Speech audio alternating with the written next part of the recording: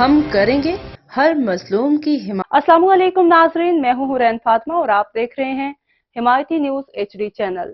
نظر ڈالتے ہیں آج کی اہم خبر پر۔ حیدرآباد بھٹائی نگر پولیس کی کارروائی۔ کراچی کی گمشدہ لڑکیاں ملنے کے بعد ورثاء کے حوالے۔ تھانہ بھٹائی نگر SHO انسپکٹر محمد اسلم ابڑو کی اپنے سٹاف کی ہمراہ کارروائی۔ بھٹائی نگر پولیس کو دوران پیٹرولنگ آغا خان اسپتال کے قریب 2 لڑکیاں پریشانی کی حالت میں ملی، جنہیں پولیس اپنے ہمراہ تھانہ لے کر آئی اور معلومات حاصل کی، جس پر دونوں لڑکیوں نے اپنا کراچی کو رنگی سے بتایا۔ مزید لڑکیوں نے بتایا کہ ہمارے والدین آپس میں روز بروز جھگڑا کرتے ہیں، جس کے باعث تنگ آ کر ہم نے اپنا گھر چھوڑ دیا۔ پولیس حفاظت میں موجود لڑکیوں کی شناخت کوہ نور ولد ذاکر حسین اور اریبہ ولد رمضان علی کے ناموں سے ہوئی۔ دونوں دوست اور ایک ہی پلازہ کی رہائشی ہیں۔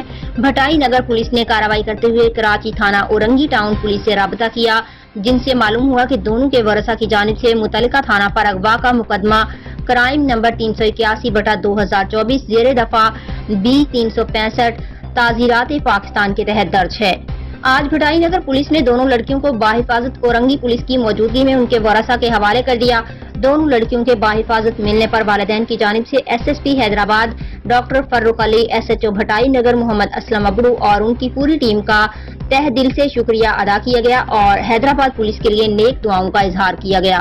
ترجمان ڈسٹرکٹ پولیس حیدرآباد فہیم احمد ارائیں کی رپورٹ۔